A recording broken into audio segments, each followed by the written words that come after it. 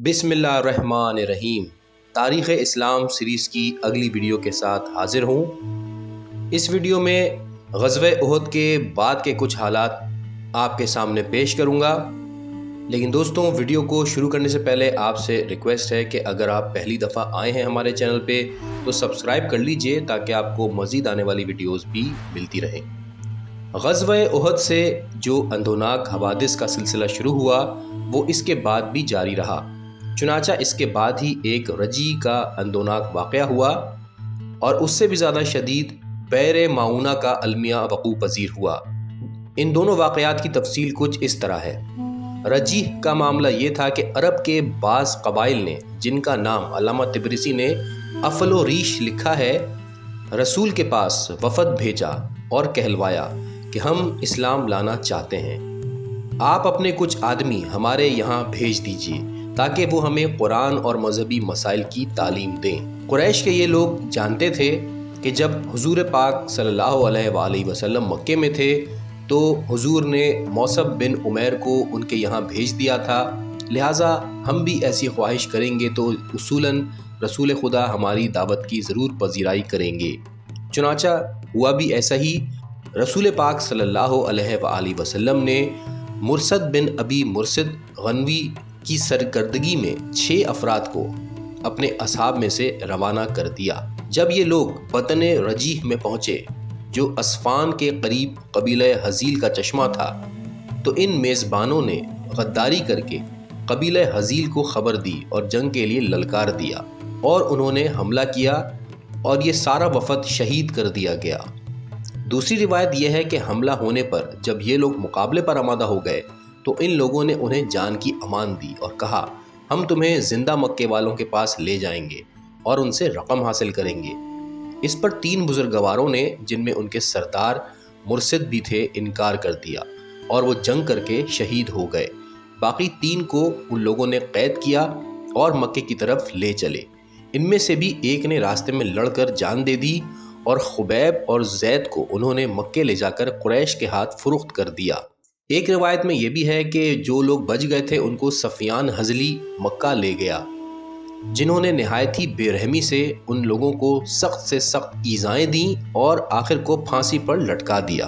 हज़रत खुबैब के हवाले से ये वाक़या मशहूर है कि जब आपके गले में फांसी का फंदा डाला गया तो आपने फिल बदी चंद अशार कहे, जिनके हर लफ्ज़ से पता चलता है कि ये किस किस्म के लोग थे। इनके दिलों में रास्तबाजी कूट कूट कर भरी थी।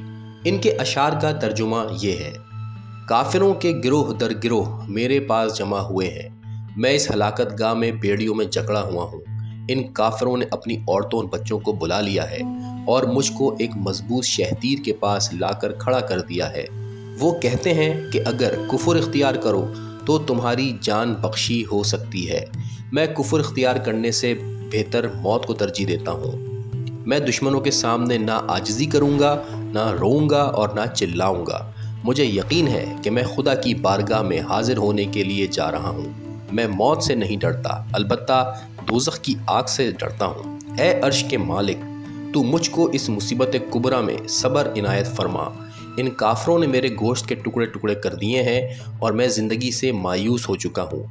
खुदा की कसम, जब मैं इस्लाम पर फ़िदा हो रहा हूँ तो मुझको परवाह नहीं कि किस पहलू गिरता हूँ और किस तरह जान देता हूँ। इस वाक़े के बाद यानी जंग उहद से भी 4 महीने के बाद बैर माऊना का वाक़या नजद की सरजमीन पर पेश आया। बाज़ मौरख़ीन ने बयान किया है कि ये सफ़र सन 4 हिजरी का वाक़या है और इसकी तफसील ये है कि अबुल बरा आमिर बिन मालिक बिन जाफ़र मलाब अल असना ने आकर रसूल खुदा सल्लल्लाहु अलैहि वसल्लम से अर्ज़ किया, आप कुछ आदमियों को अहले नजद की तरफ रवाना फरमाएँ जो इन्हें दावत इस्लाम दें, तो मुझे उम्मीद है कि वो आपकी दावत को कबूल करेंगे। हुजूर ने फरमाया, मुझे नजद वालों पर इत्मीनान नहीं है। अबू बरा ने कहा, मैं ज़िम्मेदार हूँ। चुनाचा इस इत्माम हुज्जत के बाद नबी पाक ने मंजर बिन उमरों को 20 से 40 तक की तादाद में और एक रिवायत में तो 70 तक इनका शुमार बताया गया है, खुश किरदार हाफिज़ कुरान की जमात के साथ रवाना कर दिया। ये लोग रवाना हुए, यहाँ तक कि एक कुएं के पास, जिसे बैर माऊना कहते थे, जाकर क़याम किया और अपने में से एक सहाबी रसूल हिज़ाम बिन मल्हान को रसूल खुदा का ख़त देकर वहाँ के सरदार आमिर बिन तफ़ील के पास भेजा। ख़त का पहुँचना था कि वो आग बबूला हो गया और उसने ख़त पढ़ना भी गवारा ना किया और तमाम अरब के बैनुल क़बाइली दस्तूर के ख़िलाफ़ आमिर ने झपटकर ख़ुद इस कासिद को कत्ल कर दिया। और अब इसने तमाम बनी आमिर को इस जमात की खुरेज़ी की तरग़ीब भी थी, मगर उन्होंने कहा कि हम अबुल बराह की ज़मानत के ख़िलाफ़ नहीं करेंगे। तब उसने आस पास के दूसरे कबाइल जिनके नाम असिया और राअल थे उनसे मदद की दरख्वास्त की। ये उसकी आवाज़ पर जमा हो गए और मुसलमानों की इस जमात को वहीं जहां वो उतरी हुई थी आकर घेर लिया।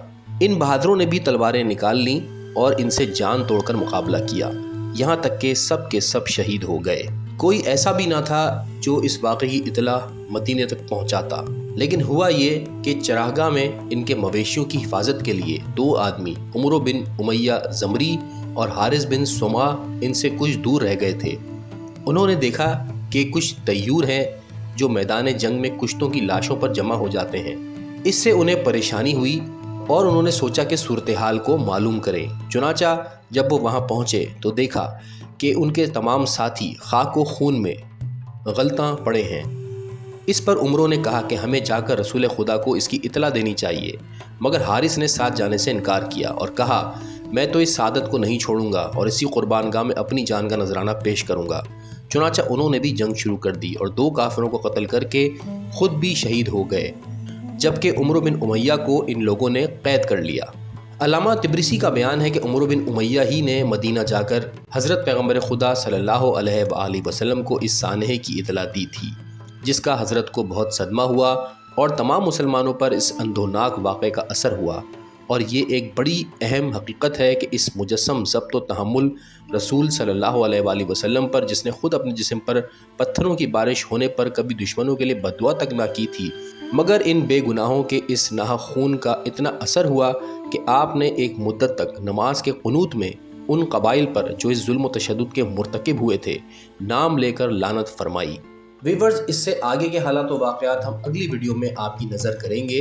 वीवर्स, तारीख़ इस्लाम सीरीज़ की पिछली वीडियोस देखने के लिए आप प्लेलिस्ट देख सकते हैं। कुछ वीडियोस के लिंक हम डिस्क्रिप्शन में भी दे रहे हैं, तो जुड़े रहिएगा हमारे चैनल से। बहुत शुक्रिया।